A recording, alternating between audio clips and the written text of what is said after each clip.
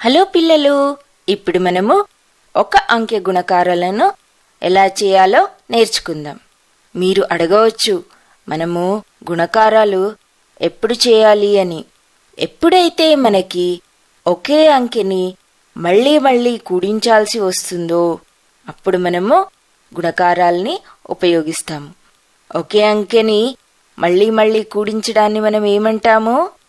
ఆవర్తన సంకలనము. ఇప్పుడు మనము ఒక ఉదాహరణని చూద్దాం. మనకి 5 కోళ్లు ఒక బుట్టలో ఉన్నాయి. అలా ఎన్ని బుట్టలున్నాయి చూడండి. 1, 2, 3, 4, 5, 6. అయితే 5 కోళ్లున్న 6 బుట్టలున్నాయి. మొత్తము ఎన్ని కోళ్లున్నాయో ఎలా తెలుసుకోవాలి మరి? అప్పుడు మనము ఈ 5ని 6 సార్లు కూడించాలి. అయితే మనం దాన్ని ఎలా అనవచ్చు? 6ని 5తో గుణించాలి. ఇక్కడ చూడండి, మనకి 5 కోళ్లున్న 6 బుట్టలున్నాయి. అయితే మొత్తం ఎన్ని కోళ్లున్నాయో ఎలా తెలుసుకోవాలి? 5ని 6 సార్లు కూడించాలి. ఇక్కడ మనం దీన్ని ఎలా రాస్తామో చూడండి. మొదలు 6ని రాయాలి, దాని కింద 5ని రాయాలి. 5 పక్కన గుణకారపు గుర్తుని రాయాలి, అనగా ఇంటూ. ఇప్పుడు 5ని 6తో గుణించాలి. ఇప్పుడు మనకి ఎంత వస్తుంది? మనం గుణకారం ఎలా చేయాలి? అయితే మనం ఇప్పుడు ఏం చేయాలి? 5ని 6 సార్లు కూడించాలి. మొత్తం ఎన్ని కోళ్లున్నాయో తెలుసుకోవడానికి మనము 5 అంకె యొక్క ఎక్కాన్ని ఉపయోగించాలి.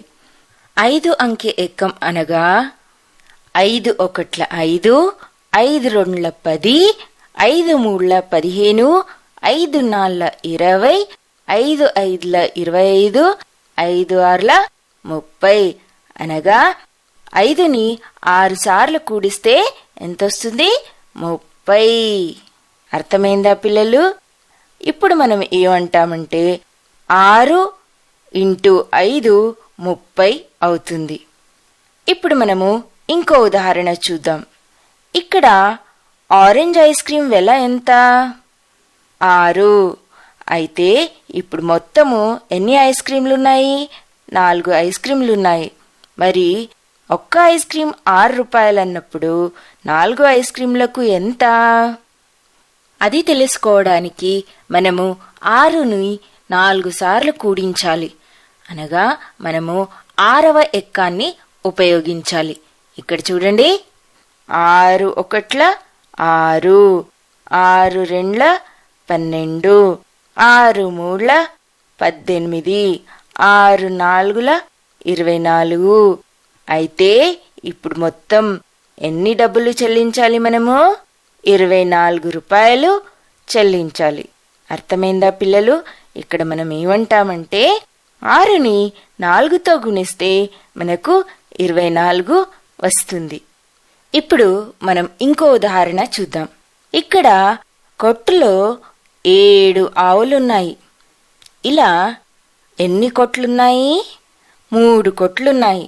అంటే 7 ఆవులున్న 3 కొట్లు, అనగా మొత్తం ఎన్ని ఆవులున్నాయో ఎలా తెలుసుకోవాలి?